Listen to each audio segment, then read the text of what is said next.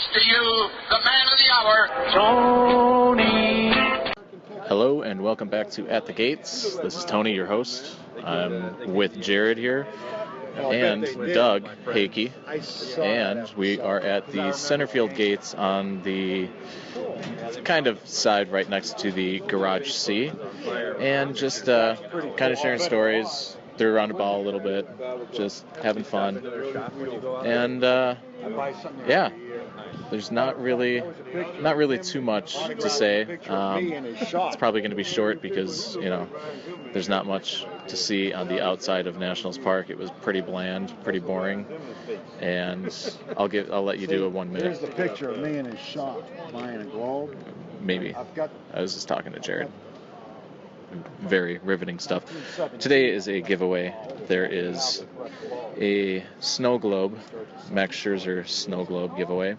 So it should be a little bit interesting. Going to be a lot of people here. Not necessarily ball hawks, though there seems to be a large group of us here that I know about. I think Zach is also going to be here and some other folks. But I'm just trying to get on the board relatively soon. That way I can cross off another one and hopefully get another gamer tossed up at some point, mud rubbed one, and just enjoy, for the first time in my life, 3 games in a row, and also a first 3 games in 3 different stadiums in 3 days. So a lot here to process, but I think what we will do is talk a little bit more when we are sitting down at our seats. So hopefully I talk to you in just a few minutes. And here is your post-game wrap-up. I was going to do more in the stands, but there was a bit of excitement, and as you probably saw, it was on My Game Balls Live. So I hope you enjoyed that, and I'm sure that it's probably archived somewhere. You can look through the Twitter feed on My Game Balls Live and look for today's date, and probably see a link to a Periscope video. So that could be fun. I know that I'm on there a few times and say hello. Other than that, ended up with a nice 8 at lovely, and I say that sarcastically, lovely Nationals Park. I will have Jared give a brief overview of it now rather than at Cleveland, because I think what we will do in Cleveland is not only yeah, Jared just said not talk about Nationals Park. Not only will we rehash some of our rankings, not nearly as in depth as what we've done for each of these ballparks, but I think we will actually put together a more comprehensive list of rankings, basically all of the stadiums that we've been to, at least I've been to. I'll be able to tell in order which stadiums rank where. And with that said, I will hand over the phone to Jared. Oh, Jared's coming over. He's gonna be on my little bed. We're gonna snuggle up here. All right, Jared. So Nationals Park. I know that you took a shit ton of photos, and I think that they're gonna be really good because there's a lot of architecture to be found, wasn't there? I think the photos are going to be awful because there's nothing to see. Plain and simply. How many photos did you take? I had a theory that the more photos that Jared took at each of these places, the more that he liked it. Unfortunately, his camera died at Oriole Park at Camden Yards, so I think... It didn't die. The batteries just did something weird, and I don't know what happened, so... The batteries drained quicker than expected. Yeah, and then tonight we had them all charged up and raring to go, and I only needed to use one. So for whatever reason, they're being stupid. So if you are in charge of whatever is in Baltimore that kills batteries when they're taking photos, Jared doesn't like you. Yeah, so I took 158 photos at Nationals Park. Is that the lowest so far? Let's see. It seems like it, just to my untrained knowings of what you've been doing. I think the first few we had 200 photos. Is that what it was? Yeah. I I know don't remember all PNC for sure you had like 200 something. Yeah, I don't remember all the specific numbers, but that seems rather low compared to the rest of them. I'm just looking in Lightroom right now, and remember we had some days where we had some events outside of that were combined in there too. So, yeah, I think it's on the lower end for sure. So before we get into the negatives, because that will obviously be lengthy, what were the positives that you took away from this field?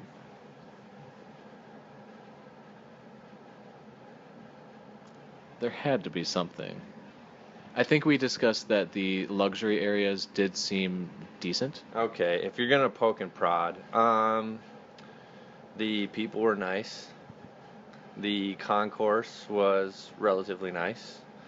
The suite area, or the club area that we were in, I guess, was nice. There was a lot of people in there, though. Doesn't it seem like it was like chaotically crowded, hectically crowded? Yes, and we had the diamond level club or whatever, but the other club, which we were on the same level as, but not let into, I think that was the Delta Club.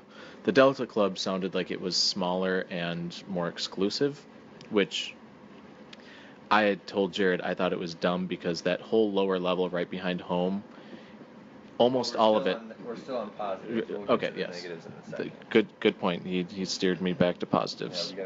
we gotta stay on course here. There was a lot of people there tonight. Do you remember what the attendance was? I don't, but I know that the Max Scherzer Snow Globe giveaway was 25,000, and I didn't see any extras, so I'm guessing at least 25,000, which makes it the most attended game on this trip, I believe. Yeah.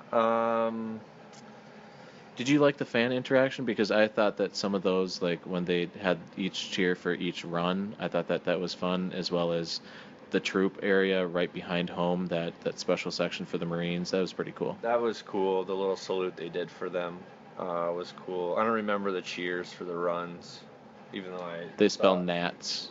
All they do is do a woo, or no, it was sort of like the Gophers do spell Minnesota or whatever. Yeah. Okay. Yeah, I don't remember that part of it, and I saw like 3 of the runs. Maybe I just saw the home run and then turned away because I knew it was a home run and didn't pay attention to that part of it. Another positive, I guess, is the view from the Diamond Club where we were at was okay. It was decent anyway. I don't know. I'm struggling for nice things to say. Like, it was not that it was super bad, but to me it was just meh overall. Yes. I told you this kind of when we were exiting. Somehow this is a park where it's possible to put up big numbers, and it's not exactly like ball hawk unfriendly, so it's probably at least middle of the road, if not a little bit easier. And that might just be because when you compare some of the East Coast areas, New York's are obviously going to be really tough just because of the security and the access to the field. So, and this will go into a negative, but so the positive was that you could get big numbers there, but the confusing part is how you can do it, because it doesn't make any sense. There's so many sections that are sectioned off from one another, and not even that there's just like a barricade, like a little wall. It's that there's on slightly different levels as well. Like the club level that we were in was like a couple feet higher than the regular area of the dugout level, and then the areas in the outfield, it was slightly off. That weird bar / eating place in center field was different level than left field, even though they should basically be on the same level. We'll go into the negatives now. The first thing that I can say is, and I know that Jared agrees with me because we talked about it, is there's so many different, not just sections in the traditional sense, but like so many separate areas. Like there's a box area, but that box area is divided into different levels, and it's not just in clean lines, it's in weird, like, it's the majority of these sections and then half of another section. Yeah, pretty much. And then you have, like you were talking before, like when you get into some of the upper level sections, they have a weird section down the first baseline in the corner a bit where it's at, like, I don't know if it's actually, they're both 400 level sections or whatever, but there's a break from the outfield upper level section. It comes back around to just outside the infield dirt, and that's one piece of building, and then there's a big gap with a couple walkways between, and then you have to go up like a half flight to get to the other 400 level section that starts a whole new piece of building, and just basically, like you said, a bunch of pointless section 1A, 1B, 1C kind of things, and they all have rails and walls and to keep you out of the other. 1A is sectioned off from 1B, which is sectioned off from 1C. Like, it's just ridiculous. And it's not the traditional sense of sectioning it off from up or from high to low. It's sectioning it off from right to left. So there's this weird east-west sectioning off that doesn't happen in other ballparks. And who did you say designed this? Populous. Which is funny because you said that they also designed Target Field, and the first part that you said that they designed about Target Field was the club level, the Legends Club, which, thinking about it, that kind of break that you were talking about, they actually put in the Legends Club. If you kind of remember the last two sections in left field, well, the third baseline, those are technically open to the public. You can buy the seats through the Twins, and it's technically a regular level, but it's broken off and has like a 2-foot gap between them and then the Legends Club. So it's kind of funny that for the most part we don't have that in Target Field. It's kind of that north-south divide, but they couldn't get away with just leaving it at north-south. They had to still put that east-west divide and give that little flair in Target Field as well. So what are you doing? Before I go back into what are you doing, because it looks somewhat cool, what other negatives did you find? And maybe, since you have a lot, maybe just list the negatives. List the negatives. I'm not a fan of where the bullpens are. I mean, I'm not much of a ball hawk, but from a ball hawk perspective, they're kind of in junky locations. They're forcing people up and away from the field.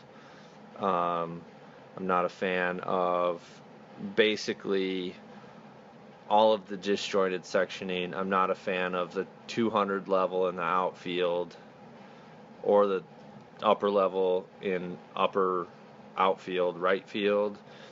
I don't like the it's a massive open area in the Delta Sky Club there behind home plate. I feel like that's wasted space. They could have done that way better. There's a weird, I'm not a fan of, there's a bar section underneath the scoreboard that extends from the scoreboard out into left center a little bit, and a sort of club level below that. How about the distance when you get outside of the lower bowl? What do you mean? Just every other level. How about? It seems like the lower level is fine. It seems like it has more rows from front to back than what we're used to. and then you get to the second level and the third level, and they're set farther back.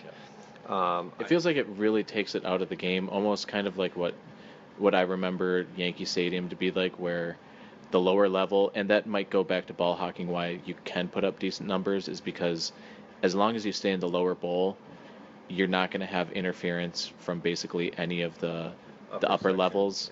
yeah. You might have a little bit in right field, but that's about it. But you're so far back when you're not in the lower bowl, and that sucks for those folks, especially because it does take you out of the game. Yep.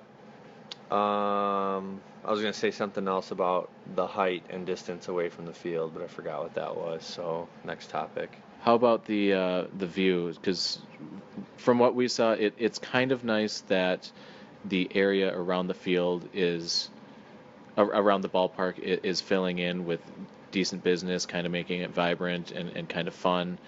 But it took away.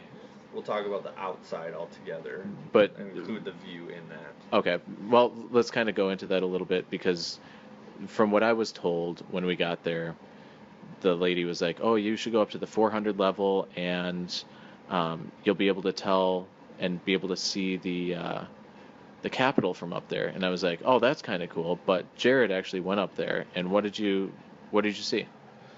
I saw the very top, maybe 30, 40 feet of the dome of the Capitol building.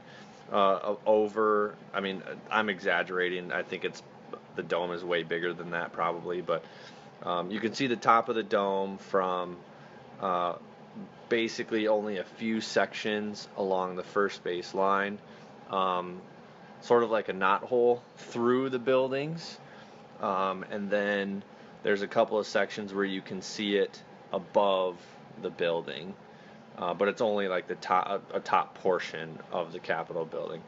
Otherwise, the view is essentially apartment complexes and office buildings, and nothing that screams DC. And nothing that screams really all that interesting either. But again, like you said, and like I told you in the car, or not in the car, after the game, it seems to me like even though it's been around longer, it's a sort of target field neighborhood kind of thing going on right now, where they're doing a lot of revitalization to the neighborhoods around it, which is really good. But there's not too much interesting to see out there. So, I'm looking at a wide angle shot of the stadium right now, and the main buildings you can see in the outfield are, what did you say, 15, not even 10-story buildings, and they all seem to be about the same height. Yep. So there's not a lot of interestingness there. And the architecture is very bland. It's modern architecture, but it's not a whole lot of interestingness there. It's your cookie cutter, a lot of just glass outside, typical, obviously, poured concrete type of deal. And who knows, maybe they'll make it look a little bit better because it's not finished yet, but I don't see it being as cool as the ability that a ballpark in DC had, because when you have all those monuments, you would think you'd be able to squeeze something out of the skyline. Yeah. But they're doing the opposite. They're blocking a lot of it. Yep. So, but the good part is it's a work in progress, or as it seems. So hopefully they can do something more with that. That seems interesting. There was a behind home plate when you go in the entrance there. Actually, you go out towards the river. They have a new apartment complex back there, and then a little sort of park space area that I know Tony didn't see, but there's sort of a little interestingness happening there. It's almost it's sort of a beach-like vibe. They have these little chairs that are sitting there, and it's not totally beachy, but there's a little water feature, a splash pad kind of thing. That's the word I was looking for. And some really cool yellow and silver art pieces. I think they're relatively cool. So, yeah, still a work in progress. They've got a lot of work to do. to make it at least interesting and habitable for not just people in the area. They're doing that with the apartment complexes and stuff, but as far as like food places and game day experience kind of things, I didn't see anything. I made a whole loop of the building, and I really didn't see anything. And that can, And you let's also back up. You didn't see anything for eating, and then you also made the joke that you didn't see anything when you were looking at the stadium itself. You said it was basically once you saw one portion, you saw the entire outside of the stadium. yeah, pretty much. I mean, I'll give you the picture to post on your blog. So for those of you that don't get to see or don't know what we're talking about, you can at least see what we're referencing. But we originally came in at the center left field gate. Right field. We were. No, well, we yeah, walked we were up dropped- to the we were left dropped field off- gate. We were dropped off kind of over by the corner by left field, center field. Right, gate left area. left center or something like that, right? And then we walked over to a gate in right field, and that's where I left Tony to make my loop of the building. And I went from right field to home plate, clockwise around that way. Well, literally as soon as I walked away from Tony, I took a picture that we are going to be looking at here in a second as soon as I load it. And the gist of this view is summed up, or the gist of this stadium is summed up, what I believe, in one photo that Tony will post. And it is a section of building in between right field and home plate, and it is about as nondescript as you can get. Gray concrete, sort of white facade, windows, doors, so it has that sort of white and gray, cloudy day kind of vibe going to it. Not a lot of, or basically no architectural interest whatsoever. It literally blends into the sky kind of thing. And the whole outside of the stadium is pretty much like that. Boring, very boring. What I think it looks like is, and you seem to disagree a little bit, but I think it looks like not any of the great monuments that are the government buildings in the DC area, but the more like government office buildings, where Right. it has that grayness, that just bureaucratic type of look. It's not nice on the eyes. It would be like if you're sitting in a very gray classroom that you just were in basically through all of your grade school. It's so boring that, and it's especially bad on a day like we went, when it's a gray day outside. Yeah, I mean, don't get me wrong. I agree with the assessment that you made. It definitely appears as though they tried to connect it to all of the Capitol type buildings that they have there. I think they fell short in a number of different ways. The Capitol buildings have sort of this regality to it. This, I mean, they're all just 100% marble kind of thing, granite,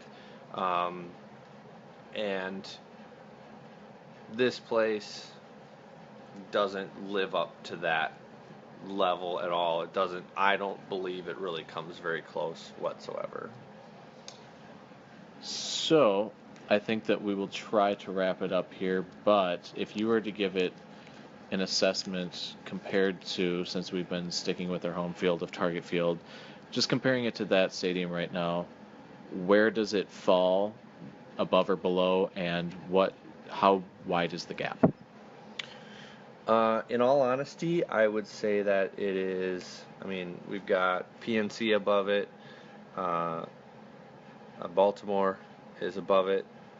Target Field is above it. And Citizens Bank Ballpark is above it. I've been to Kauffman. Kauffman is definitely above it. to me, it kind of looks like the Metrodome without the roof. Not literally, but it has that feel to it. And not saying it's as bad as the Metrodome, but it definitely falls a long ways below target field for me. Would it be too crazy to think that if for some reason we would have been stuck with the Metrodome, but we were given a $200 million project for a facelift, that we could get something that might look like this? No, but we could. Because that's what it when you say, like it. Yeah. It definitely feels like it. Yeah. Well, a big day, my biggest day so far for balls at a field, but unfortunately the big day doesn't mean that it was a great field. We have one more stop, that being in Cleveland, and it is just past 11:30 p.m. We have to wake up at 5-something a.m. in order to hit the road at 6 and be there at a respectable hour and make sure that we get something to eat and all that. So we're going to end this here. Thank you for listening. Tune in tomorrow, or probably today when all of these are released at the same time. And hopefully we get to see a game in Cleveland. If there is no Cleveland podcast, that's because it got rained out. Or we forgot. Or we forgot to record it, or we slept in. I don't think that we would, but because we actually slept in pretty good today, but Yeah. I won't dive too far into that. So thank you for listening. Expect big things in the next episode. Jared loves you. I'm getting there for you. Bye.